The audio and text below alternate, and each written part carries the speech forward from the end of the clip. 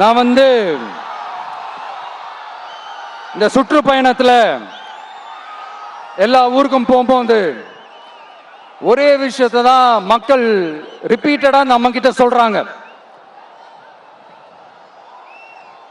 அடிப்படை சாலை வசதி, குடிக்க நல்ல குடிநீர், ஒரு நல்ல மருத்துவ வசதி இல்ல, நல்ல டாக்டர்ஸ் இல்ல, பெண்கள் பாதுகாப்பு.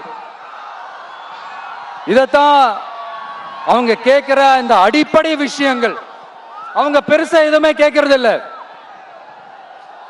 என்னப்பா இந்த விஜய் எங்க போனாலும் கேள்வியா கேட்கிறாரு, இவர் வந்தா என்ன செய்வாருன்னு கேட்டதுக்கு 2 இடத்துல அதுக்கான விளக்கத்தை ஒண்ணு சொன்னோம். கல்வி, ரேஷன், மருத்துவம், குடிநீர், அடிப்படை சாலை வசதி, மின்சாரம், போக்குவரத்து, பெண்கள் பாதுகாப்பு, சட்டம் ஒழுங்குன்னு இந்த மாதிரி அடிப்படை விஷயங்கள்ல எந்த சமரசமும் இல்லாம கரெக்டா செய்யப்படும்னு சொன்னோம். இதைத்தானே எல்லாரும் சொன்னாங்க, அதே தான் இவரும் சொல்றாரு. இவர் என்ன புதுசா என்ன சொல்லிட்டாரு? புதுசா எதுவுமே சொல்லலையே.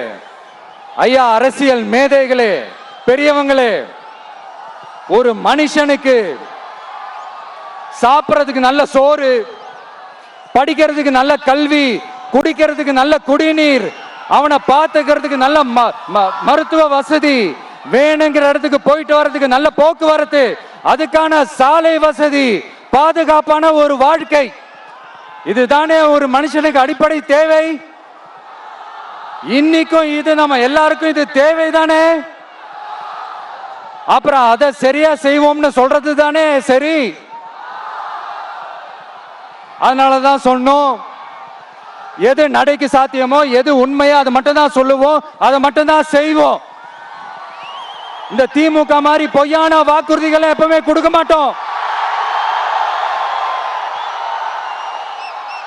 புதுசா சொல்லுங்க, புதுசா சொல்லுங்கன்னா என்னத்த சொல்றது எனக்கு புரியலையே. என்னத்த புதுசா சொல்றது?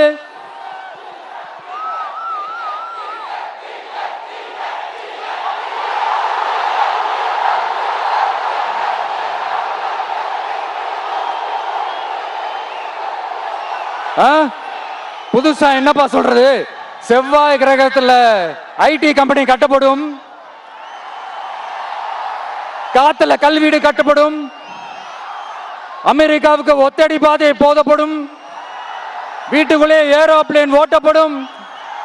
இந்த மாதிரி அடிச்சு விடுவோமா?